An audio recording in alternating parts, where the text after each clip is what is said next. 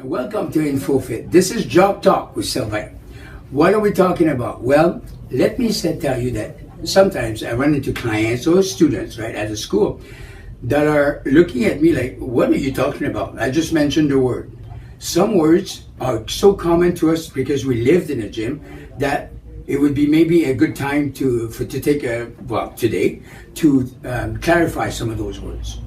I'm going to go through some of the training principles, some of the training systems, some of the equipment, some of the grips, some of the bars. I'm going to melt it all up, and the words are going to flash here. And if ever you need to have more explanation on it, you come and see me at the gym, and I'll tell you all about it. How's that? Let's start with the first words. Hypertrophy. Hypertrophy refers to what? When I say hypertrophy, it refers to the cross-section of a muscle that grows bigger. Either it's going to become bigger because you're stronger, because you train, or it's going to become bigger because you want it to go bigger, and it's going to be momentary, like there's a lot of fluid in it, right? In hypertrophy training, you train on a regular basis, and it's usually making you stronger. When you don't go to the gym, well, this can happen, atrophy. So the body adapts, right? So if you train on a regular basis, it will hypertrophy, you become stronger. It's on the up phase. When you don't go to the gym, it's not going to keep forever what you have. It's going to lose it, right? So the muscle starts to lose its efficiency. What's inside the muscle fibers, right? What makes you strong starts to fade away. Eventually the brain disconnects with the muscle, so you become less strong, less coordinated, and you need to get back on track, right? Next word, agonist. Well, when you pick an exercise, typically, let's say you do a bicep curl. When you do a bicep curl, for example, you're targeting the bicep brachii. So there's a muscle responsible for the movement that you execute, and that muscle will get conditioning out of that exercise. The agonist is the primary mover. There might be a few different muscles that are assisting that particular muscle, but there's one that produces a lot of work. That's the one that's called the agonist. Of course, there's two sides to a coin. So the agonist is backed up with an antagonist. Well, if you can add 2 and 2 there, right, you can imagine that the antagonist will be the muscle that will turn off, allowing the agonist to do its job. Or it will create the opposite motion. So if I go back to my bicep brachii exercise, so the bicep curl, I train my bicep brachii, but then on the other side of the joint, on the other side of my elbow, the tricep will be the antagonist and will turn off. The tricep extends the elbow, and the bicep flexes the elbow, right? So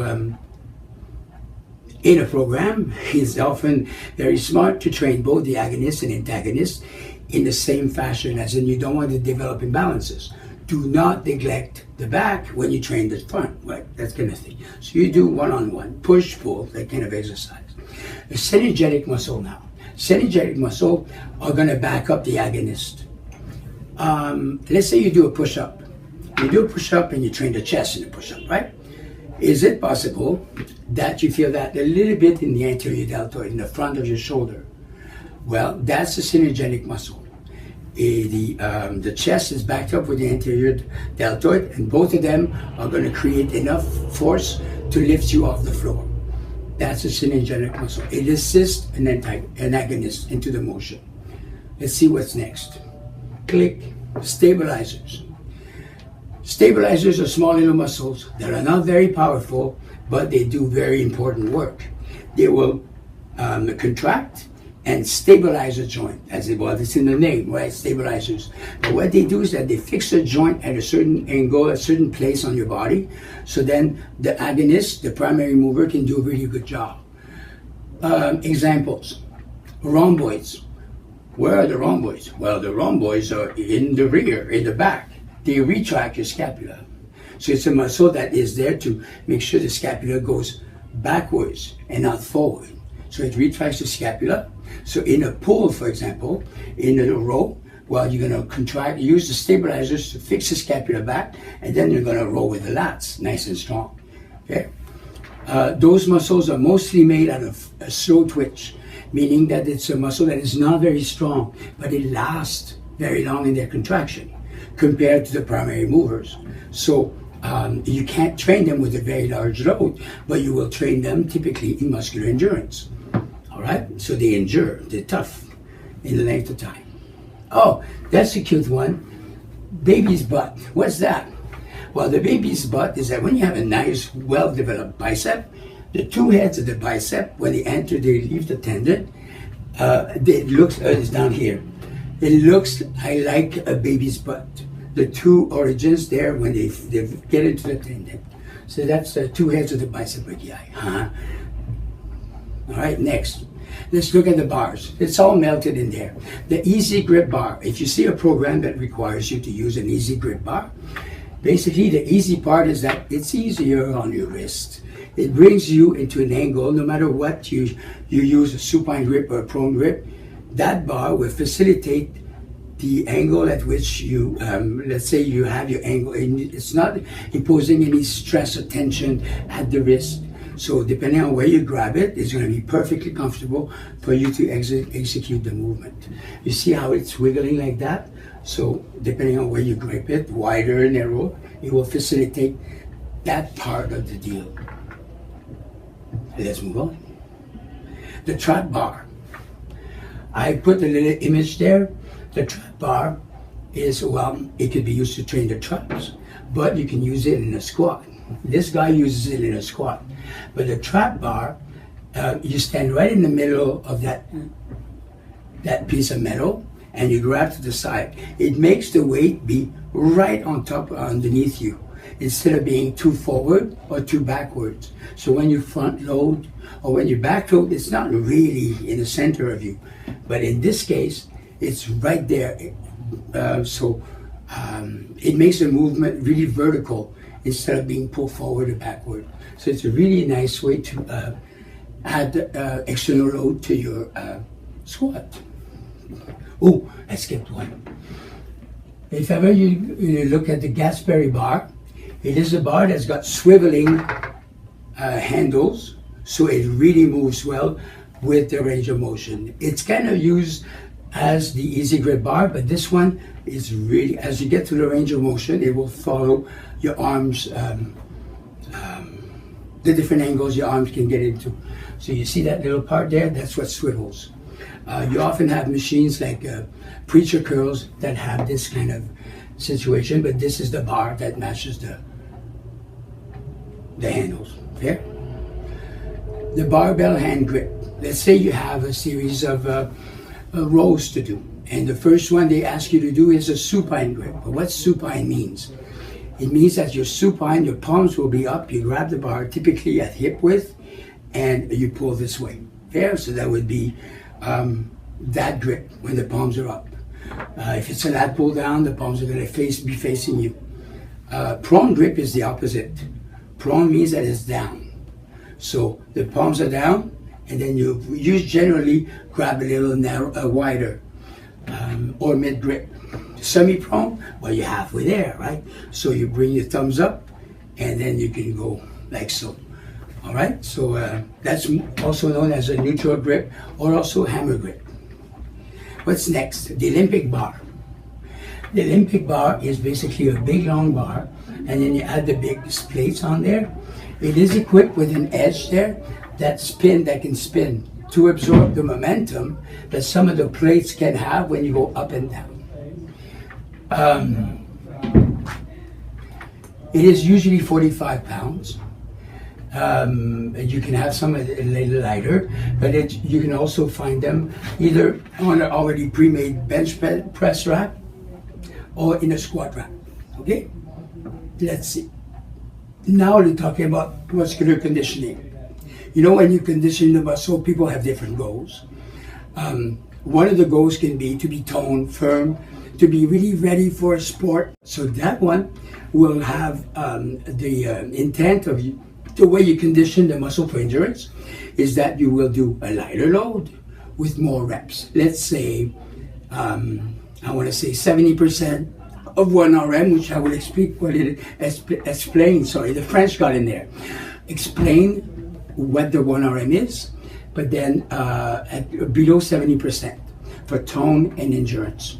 And then you do, if you got a lesser load, you will do more reps. So you can do 12 to 15 to all the way up to 20 reps. Fair? The time that it should take you to do one set should be around 1 minute. That's a muscle that will endure over a certain period of time. All right? That's muscular endurance. Then you got the other type. You've got the strength. But muscular strength, you want to grow stronger. You want to improve your capacity to move your maximum weight, or let's say you want to lift it once. So you're going to do less rep with a much heavier load, all right? So if you have a heavy load, typically your sets is going to be about, I want to say maybe 25, 20 seconds, and you're going to move, you're going to do maybe just 4 reps, right? At a nice slow pace. These are going to build strength to your body. So you're going to grow the cross section of the muscle. It's going to be very functional. All right. The next one is power. Now, when you have enough strength with you, what you do is you look, okay, if I'm nice and strong and slow when I do my set, if I end up, let's say, in a basketball match, when everybody jumps up and move fast, well, I'm going to be able to move with strength. But I'm going to be slow. I'm not going to be lifting off the floor. So to jump high, I'm going to start using speed. I'm going to throw speed in there.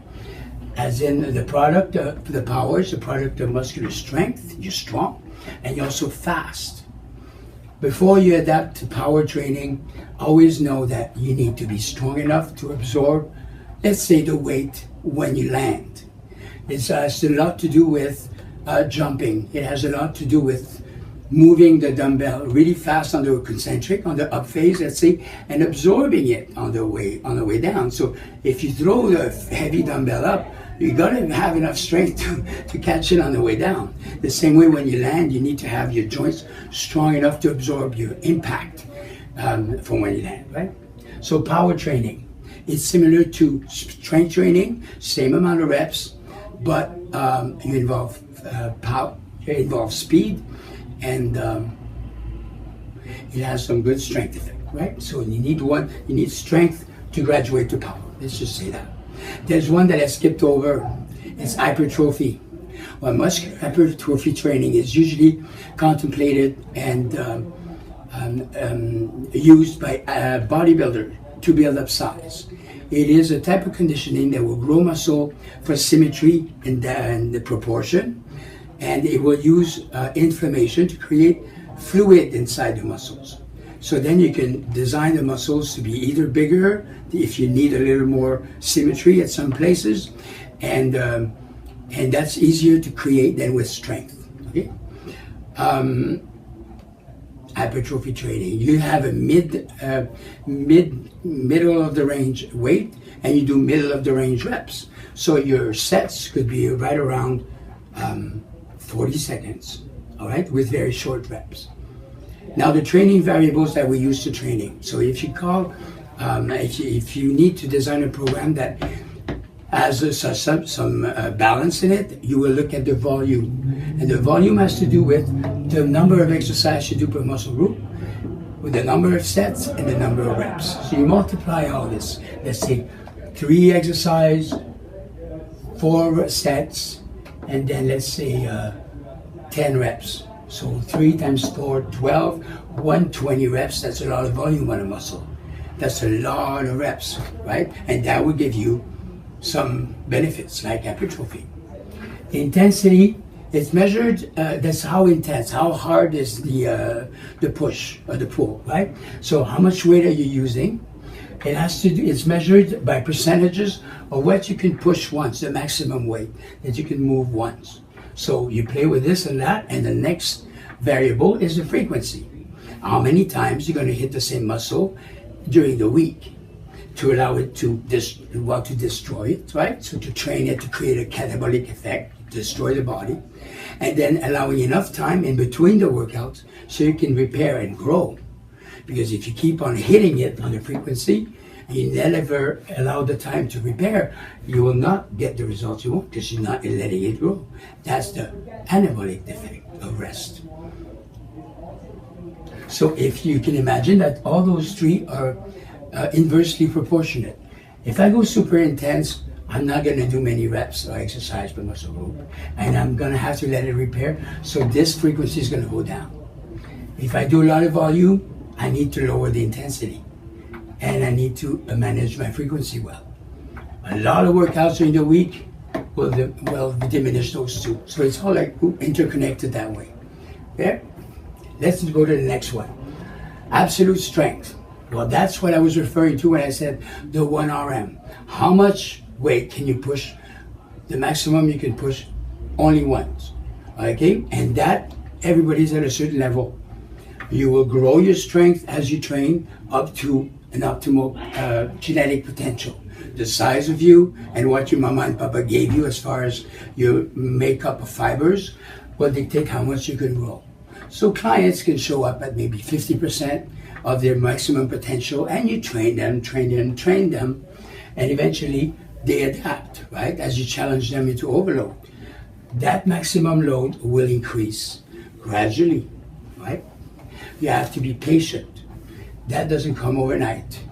The absolute strength typically starts to happen when the brain reconnects with the muscles. That's the first, let's say, 1 to 8 weeks.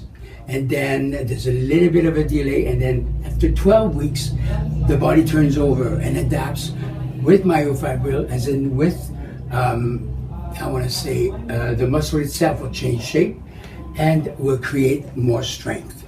That's the absolute strength that will increase. Now, when you connected the muscle to the brain, and then you start seeing some results in the cross section, now from there on, you're going to grow up to your optimal potential. All right? The maximum you can lift in 1 rep, and you base your training at a percentage of that. Okay? Relative strength is easy. If you want to compare to say, hey, dude, how much do you bench press compared to me? Well, if I'm much bigger than the other person, I probably can move more.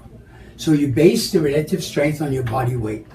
So you measure your maximum the maximum weight that you can push, and you divide by your body weight. Okay? So that's the formula. All right? So you find out what your 1 RM is, and then you divide by the weight in the same units.